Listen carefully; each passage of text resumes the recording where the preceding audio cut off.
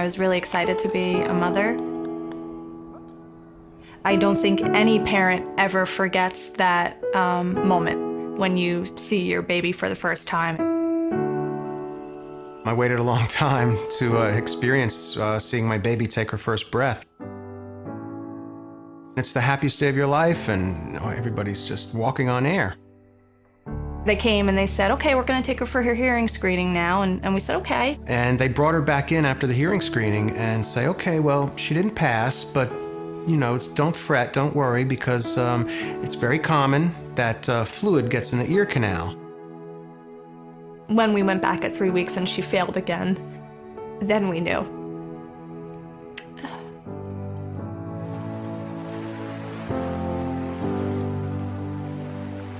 She was profoundly deaf in both ears. When we got the definitive diagnosis, I'd already been keeping it in for 6 weeks. Right away, I was thinking the worst. And when she told me that she was deaf, I felt a sense of relief. I said, oh, okay, that's all? She's deaf. All right, well, guess what? There's this thing called a cochlear implant. She said, it's gonna be okay. She said, I'm telling you, don't even worry about it. There's a cochlear implant. It's amazing. Once they had all the information about how much more the implant would provide her, in my eyes, it was the only option. I think my husband had more reservations. Hi. My fear was you don't go under the knife unless you absolutely have to. And that was the only way to do this. So that's why I kind of, went back and forth on it. With the hearing aids alone, she was still missing so much. From everybody that we got the information from, it seemed that the Cochlear Nucleus 5 had the best technology and would give her the best future. You want to give your children the best, and this was the Nucleus 5. Hi. Without an implant, Amelia really would be struggling, and she'd require many more services. She really would have great difficulty developing speech and language. If she developed speech and language without an implant, she would have that typical deaf speech. This is one of those decisions that a parent of a young child who is deaf needs to make for their child, and with a lot of reassurance that the child will perform well. If they wait for that same child to grow up to be 18, to make their own decision, they've lost the battle. The morning of the surgery, we sat just outside the OR. Dr. Van Butis came out of the room with a big smile on her face, and that's what you want to see. We went into recovery, and she was just laying there so peacefully. And the nurses just picked her up right out of the crib, placed her in my arms, and that's how we stayed for the next 8 hours. I held her all day. And then she woke up that night, and she was her little self. She was not crying, fussing. She wasn't in pain. We were literally in the hospital for 26 hours total. The next day she was home, and she was walking around and playing and laughing and happy as if nothing had happened. And then they wait a month before they actually activate the implant. We went in to get it activated, and they put it on. We knew she was hearing. We saw it in her eyes. The doctor saw it in her eyes, which was enough. But when we got home, we started playing with her toys, and she has this baby doll stroller. You push a button, it plays a song. Come on, come on. The music went off, and she stopped dead in her tracks and just looked at it, and then just looked at me like, do you hear this, Daddy? Yeah! And then she must have hit that button like 20 times. Get ready to clap. All these toys that she'd been playing with for months, it was like she was playing with them for the first time. Cookie Monster, hungry for letters. Hello, let's play a letter game.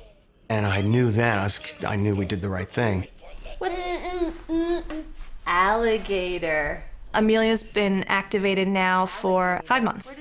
So she is 20 months old, but she has a hearing age of 5 months. What's this? And these past 5 months have been nothing short of a miracle. Amelia, where are your ears? That's right, there's your ears. Very good. Every single day with her is something new that she hears or notices, something new that she says, something new that she gets. She makes the connection. Clean up, Amelia always does her share. The learning to hear doesn't come as naturally, in the sense that we do still have to work with her. Ooh, Amelia, come see what we have. Do you want to see? Yes, turn the page. Wow, you found what's this? What is it? Cat? Meow, meow. We do speech therapy twice a week. We've been doing that since she's 3 months old. And that obviously is critical. Amelia, listen. Give Daddy yellow. Yes, give it to Daddy. With the hearing aids, Amelia couldn't get the S's because the frequency was too low, which meant that she couldn't get F's and T's and all those little sounds like that that you don't even think about. But with the cochlear implant, that missing piece is there. Give Mommy a kiss. Kiss Mommy. Thank you. For a cochlear implant to be functional, you have to go through a process called mapping, where the audiologist is going to constantly adjust that implant. Ready? We're going to put it back on. Red. Okay, so everything looks fine inside, and Okay. I'm just going to turn her P3 map on. The mapping of the cochlear implant is actually really easy. Amelia sits at a table, and one person kind of plays little games with her to distract her. Measuring the battery. And the audiologist will hit a button that sends a signal through the implant. Now, 1 minute. You ready? And Amelia knows to look when she hears the sounds. Now. They told us that they considered the cochlear implant to be a smashing success if they could get her to 20 decibels. And most of what we say when we speak every day is about 20 decibels. Now. The last time we went and had Amelia's hearing tested, she was testing between 10 and 15 decibels. It's more than a success. Since Amelia has had her cochlear implant, a whole world opened up to Amelia. Eyes and ears and mouth and nose, head, shoulders, knees and toes, knees and toes. She is an even more expressive and intensive child than she was before. I know. Right? Monkey see monkey. I know. Amelia was born into a hearing family and lives in a hearing world where she doesn't have to be isolated because of her deafness. She can interact with her peers. She can interact with her family. Yeah. And she doesn't have to stand with her mom and have her mom, interpret for everyone else. Who's ready for a story? Story. Ooh, I have that book at my house. You do? This is one of my favorite books. Please, baby, please. Are you ready? When I'm with Amelia on a daily basis, I don't think about my deaf daughter. She's my daughter. I love you, you love me. And I interact and I play with her and I do everything, I think, the way any other mother would do. The kiss from me to you. Won't you say you love me too? Good job!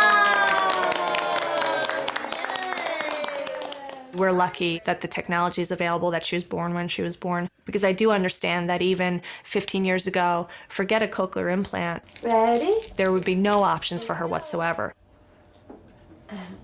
On. Say on. Yeah. The Nucleus 512 has a very thin profile, so especially for a young child, when you run your fingers along the scalp, you really don't feel it. The new external processor is much more water resistant, so if you're really just acting like a normal child, there's less chance that implant will be damaged and less chance the processor will be damaged. Ooh.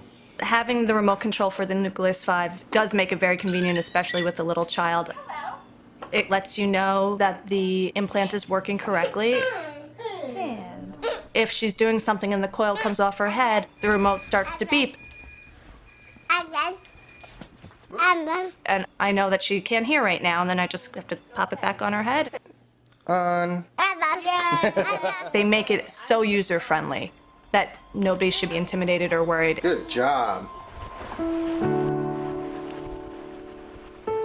I cannot imagine anybody who's had this operation for their child ever thinking that it wasn't the best thing they ever did. Her life has already changed so much, and she's only had it for 5 months. Cochlear implant is the closest thing to a miracle you'll ever experience because she can hear me whisper. I mean, it's unbelievable, and we noticed it the very first day. This is a child that you're probably going to come back and look at 5 years from now and find her in a mainstream kindergarten. You're going to find her speaking like a normal hearing child, and until she lifts her hair and shows you, you probably won't even realize she has an implant. There are no limits to what's available for Amelia. I think that's the bottom line. That's what you're giving your child when you get them the cochlear implant. You're giving them no boundaries.